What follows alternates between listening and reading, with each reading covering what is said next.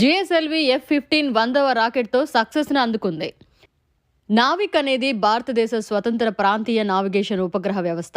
అమెరికాకు చెందిన జీపీఎస్కు ఇది ప్రత్యామ్నాయం. భారత భూభాగం నుంచి దాదాపు 1500 కిలోమీటర్ల వరకు విస్తరించి ఉన్న ప్రాంతాల్లో వినియోగదారులకు ఖచ్చితమైన స్థానం, వేగం, సమయం సేవలను అందించడం దీని ఉద్దేశం.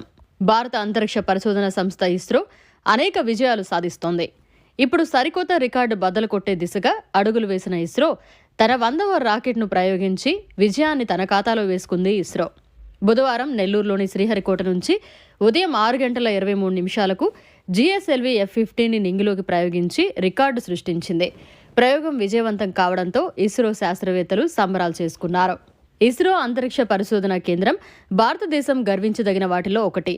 ప్రపంచ దేశాలు పోటీపడి అంతరిక్ష పరిశోధనలు చేస్తుండగా ఇస్రో కూడా వాటికి సమాంతరంగా ఎన్నో అధ్యయనాలు చేపడుతోంది.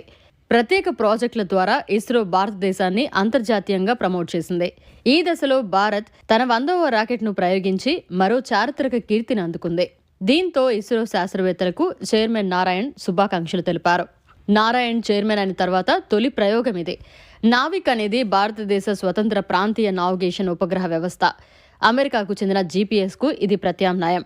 భారత భూభాగం నుంచి దాదాపు 1500 కిలోమీటర్ల వరకు విస్తరించి ఉన్న ప్రాంతాల్లో వినియోగదారులకు ఖచ్చితమైన స్థానం, వేగం, సమయం సేవలను అందించడం దీని ఉద్దేశం. కొత్త శాటిలైట్తో దేశీయ నావిగేషన్ వ్యవస్థ నావిక్ మరింత విస్తృతం కానుంది. ఈ ఉపగ్రహాన్ని బెంగళూరులోని శాటిలైట్ సెంటర్లో రూపొందించగా ఇతర శాటిలైట్ సెంటర్లు సహకారం అందించాయి. ఇది ఎన్వీఎస్ సిరీస్లో 2వ ఉపగ్రహం. దీని బరువు 2250 కిలోలు. Power handling capacity 3 kW.